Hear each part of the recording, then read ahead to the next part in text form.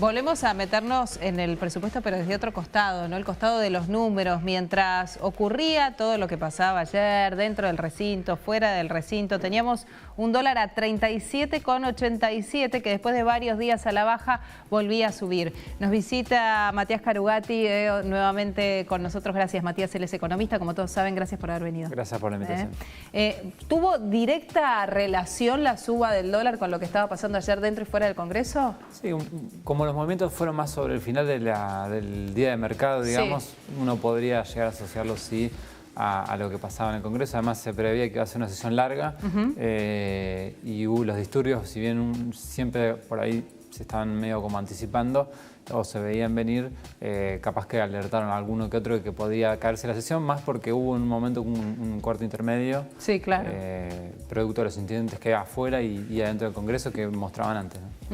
¿Qué podríamos esperar que pase durante los próximos días? ¿Que se mantenga, digamos, en esto o que vuelva al valor que tenía antes de ayer, ¿no? Que no había cerrado por arriba de 37, ¿no? Estaba abajo de 37. Abajo de 37. Yo creo que va a mantenerse fluctuando alrededor de los 37, digamos, un poquito más por arriba, un poquito más por abajo, pero sí, digamos, digamos, siempre pensando que no pase nada que venga de afuera y que nos impacte, ¿no? Pero si ausente esos shocks, el dólar debería más o menos fluctuar de una manera razonable o entre todo controlada o estable, ¿no?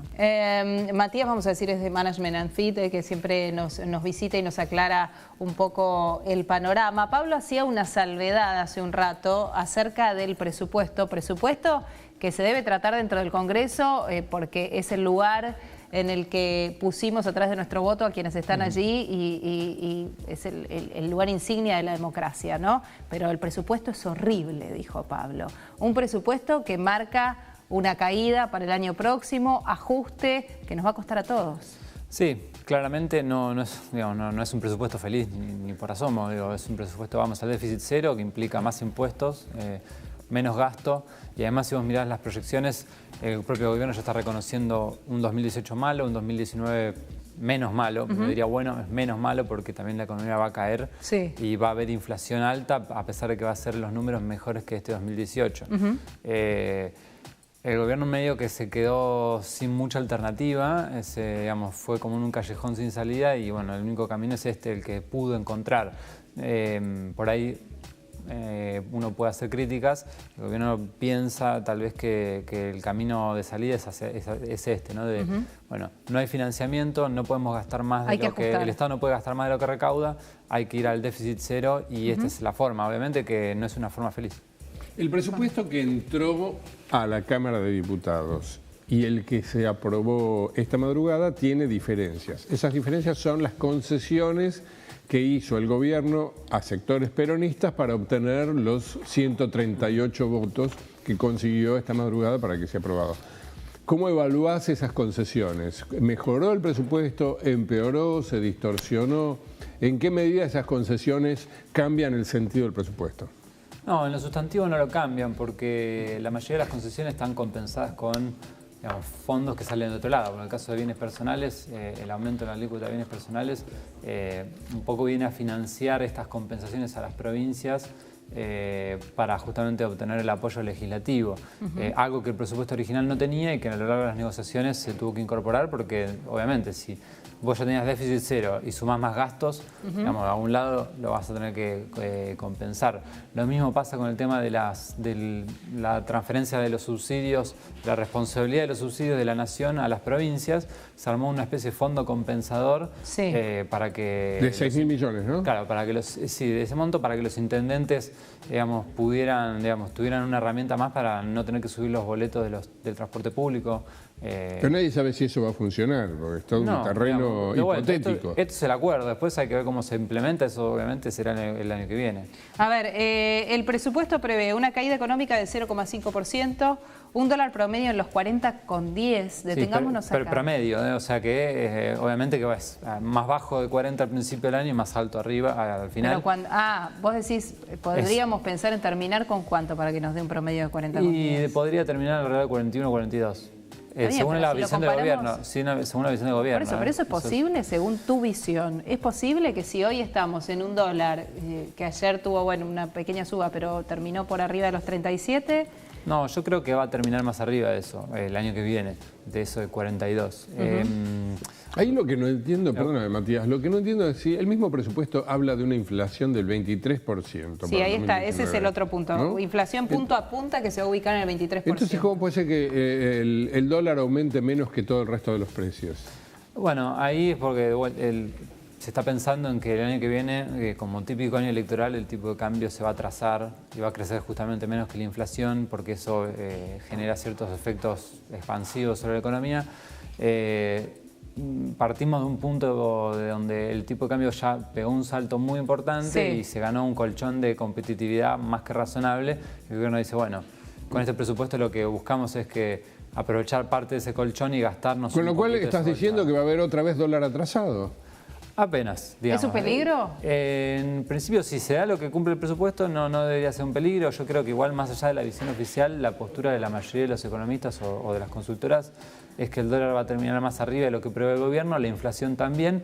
Vamos a perder cierta parte... del dólar me dijiste, creo que puede llegar a terminar un poco más arriba de 42, arriba. Muy posiblemente. Arriba de 42, que es 45. Podría terminar alrededor de 45. ¿Y la inflación? No me gusta hablar del número concreto porque después, viste, pasan cosas por las dudas. ¿Y la inflación, de que hablamos de un 23 en el presupuesto? Entre 28 y 30 se está manejando la mayoría de las cifras que conozco, incluyendo las nuestras. O sea, digamos, la especulación es que los números van a ser mayores a los que está diciendo el presupuesto que se está aprobando. Exactamente. Aún así, digamos, si suponete un dólar de 45 y una inflación de 30 para redondear, eso también implicaría que el colchón de competitividad algo perdés el año que viene, pero de vuelta, pegaste un salto tan fuerte este año que hay cierto margen para que puedas perder el año que viene. El problema no es que el año que viene, digamos, bueno, el tipo de cambio se vuelve a atrasar un poco. El problema es si ese atraso es muy fuerte y si después se mantiene, no en 2019, sino en 2020 y en 2021 y así sucesivamente. A ver, yo tengo dos preguntas para hacerte. Una en relación a esto del dólar. ¿Por qué se siente todavía hoy, no sé si ustedes coinciden, en que dolió más la subida del dólar de 37 a 40, que ahora volvió a acomodarse, que cuando salimos al principio de la escalada hasta los 35, 36 pesos?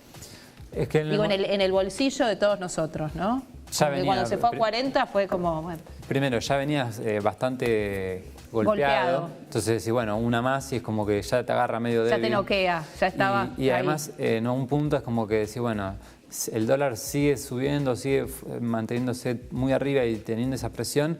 ¿En qué punto el gobierno está controlando esto? ¿Hasta qué punto tiene capacidad para manejar la situación? Yo creo que el peor momento fue cuando el dólar no paraba de subir y nos daba esa sensación de que podía ir a cualquier valor.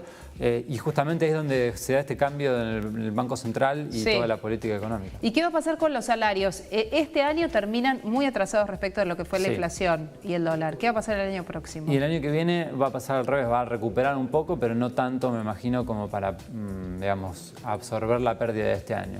Eso más para el cierre, Paulino. La última es la dolorosa. En los recortes que impone este ajuste, este presupuesto, ¿dónde ves la parte más vulnerable, la más sensible? Por ejemplo, se habla que en cultura va a ser tremendo el ajuste porque va a haber recortes de todo tipo. Pero ¿dónde lo ves? ¿En la cultura, en la ciencia, en seguridad? ¿Dónde ves el problema serio que se viene? Mira, hay una cuestión que es el recorte generalizado. Lo que vemos que se priorizó es obviamente el tema de las jubilaciones, no recortar por ahí, no recortar por los planes sociales tipo AUH.